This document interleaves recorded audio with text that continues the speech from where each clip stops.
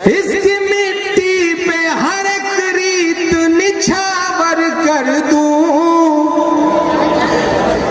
इसकी मिट्टी पे हर एक रीत निछावर कर दूं, अपनी धड़कन के सभी गीत निछावर कर दूं।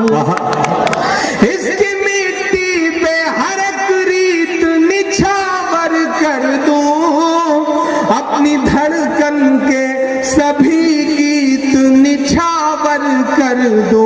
और सुने नफरत वाली ताकतें कि गंगा जमुना तेरी लहरों की मुकद्दस धुन पर अपनी सांसों का मैं संगीत निछावर कर दो। क्या कहना? इस वतन से मेरी निस्बत को सलामत रखना, मेरे मौला मेरे भारत को सलामत रखना, मेरे मस्कन। बहुत मजहबी शहर में खड़ा हूं मैं, तमाम उलेमा इकराम यहां बैठे हुए हैं, मेरे आंखों के सामने हजारों हजार की तादाद में टोपियां नजर आ रही हैं। मैं एक बंद पढ़ता हूं साहब कि सोचता हूं तो मेरी आंख छलक जाती है। 7-8 दिन पहले एशिया कप में भारत पाकिस्तान का मैच था, तो किसी ने मुझे इनबॉक्स में मैसेज किया कि अरे इमरान साहब आप तो पाकिस्तान की तरफ होंगे ना। तो मैंने बस उनको एक तस्वीर भेजी, मैंने कहा ये तस्वीर देख लो, इसमें हम ऐसी जगह तिरंगा फहरा रहे हैं जहां तुम कदम भी नहीं रख सकते। एक कोई हज करने गया हुआ शख्स था जो खाने काबा के आगे तिरंगा लेकर के खड़ा था। ये वो जगह है, वहां तिरंगा लहरा रहा है जहां तुम कदम भी नहीं रख सकते।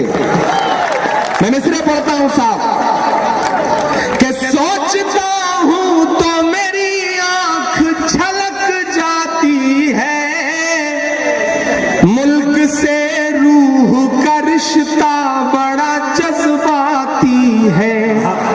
अगले 2 मिसरे अगर आपके ईमान में हरारत पैदा करें तो अपनी तालियों का शोर पहुंचाना दिल्ली तक कि सोचता हूं तो मेरी आंख छलक जाती है, मुल्क से रूह का रिश्ता बड़ा जज्बाती है। और सुनना भोपाल वालों, मुल्क से रूह का रिश्ता बड़ा जज्बाती है।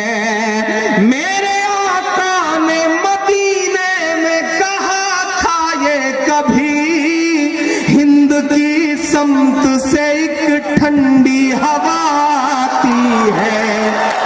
सुभान अल्लाह, सुभान अल्लाह। सोचता हूं तो मेरी आंख छलक जाती है, मुल्क से रूह का रिश्ता बड़ा जज्बाती है। मेरे आका ने मदीने में कहा था ये कभी, हिंद की समत से एक ठंडी हवा आती है। मेरे ईमान की अकीदत को सलामत रखना, मेरे मौला मेरे भारत को सलामत रखना, मेरे मस्कन मेरी जन्नत को सलामत रखना, मेरे मौला मेरे भारत को सलामत रखना। और ये जितनी नफरत की बातें करने वाले लोग हैं, ट्रेवल एजेंसी खोल के बैठे हुए लोग हैं, हर दिन टिकट बांटते रहते हैं, हर दिन सर्टिफिकेट बांटते रहते हैं, गोडसे वाले बांट रहे हैं सर्टिफिकेट गद्दारी का। इंतजार करते रहिए बस अपनी अपनी बारी का। मैं गांधी जयंती के मौके पे खड़ा होकर के कहता हूं, ये किसने कहा तुमसे मैं आंधी के साथ हूं, मैं गोडसे के दौर में गांधी के साथ हूं। तूने नफरत का जो बाजार सजाया हुआ है, दिल्ली में चंद लफंगे औरंगजेब नाम पर जो सड़क है उसका नाम बदलवाने की साजिशें रच रहे थे। और उन्हीं दिनों में कश्मीर में सरहद पर हिंदुस्तान की सेना का एक सिपाही जिसका नाम औरंगजेब था, वो वतन पर अपनी जान कुर्बान कर रहा था। सुभान अल्लाह। मैं ऐसे तमाम लोगों को अपनी नजर में रखते हुए मिसरे पढ़ता हूं साहब कि तूने नफरत का जो बाजार सजाया हुआ है, तू ये कहता है मुसलमान पराया हुआ है। आजा दिल चीर के दिखलाऊं वतन का नक्शा, मेरा भारत मेरी सांसों में समाया हुआ है। ऐसी रूहानी मोहब्बत को सलामत रखना मेरे मौला, मेरे भारत को सलामत रखना।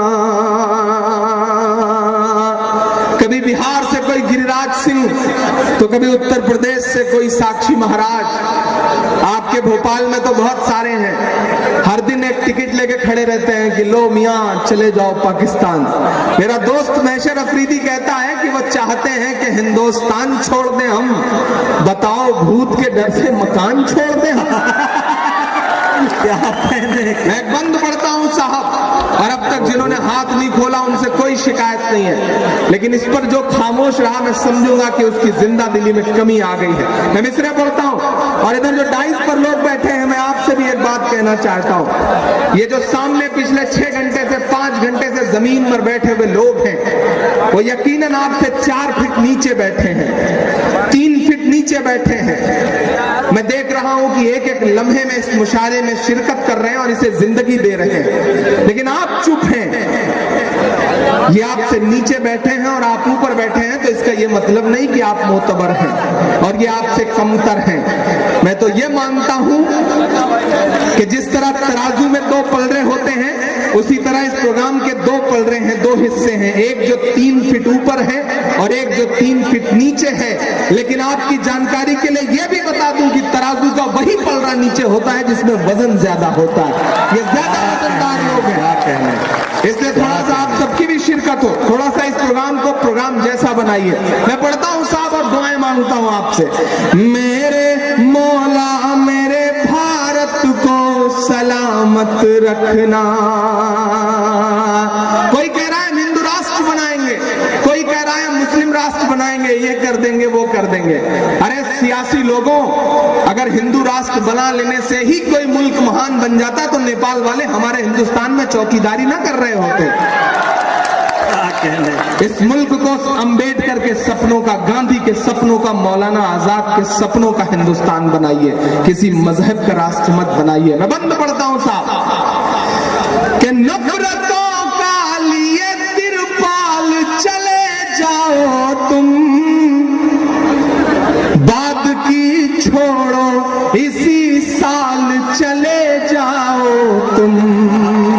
यहां से वहां तक तैयार रहना। अगले 2 मिसरे पे, अगले 2 मिसरे पे मैं चाहता हूं कि गांधी की जयंती है, आपकी तालियां गांधी के एहतराम में बजे और उस गोडसे के गाल पर और उसके चाहने वालों के गाल पे तमाचे का काम करें, जो मिसरे में पढ़ने जा रहा हूं साहब। मैं पढ़ता हूं कि नफरतों का लिए तिरपाल चले जाओ तुम, बाद की छोड़ो इसी साल चले जाओ तुम। हमको लाहौर कराची से भला क्या मतलब, तुमको जाना है तो नेपाल चले जाओ। क्या कहने। जिंदाबाद इमरान भाई, क्या कहने। वाह वाह वाह वाह वाह वाह वाह वाह वाह वाह वाह वाह। सदर मोहतरम कह रहे हैं कि एक बार फिर से ये बंद पढ़ दें इमरान भाई।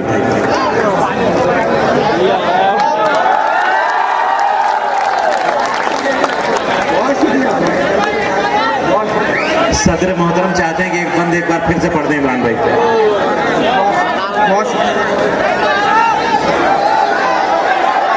चाहते हैं कि इसे फिर से पढ़ दूं? नफरतों का लिए तिरपाल चले जाओ तुम, इसी साल चले जाओ तुम। हमें जाना होता तो हम 1947 में चले गए होते, हम नहीं गए। और हम इसलिए नहीं गए कि जामा मस्जिद के मेंबर पर खड़े होकर के जब मौलाना आजाद ने कहा था कि कहां जा रहे हो, ये है तुम्हारा मुल्क, तुम्हारे पुरखों की कब्रें हैं यहाँ पर, कहां जा रहे हो। और हमारे पुरखों ने अपने सरों की गठरियां रख दी। जो हमें कहते हैं चले जाओ, उन्हें बताओ कि भैया तुम हिंदुस्तानी बाई डिफॉल्ट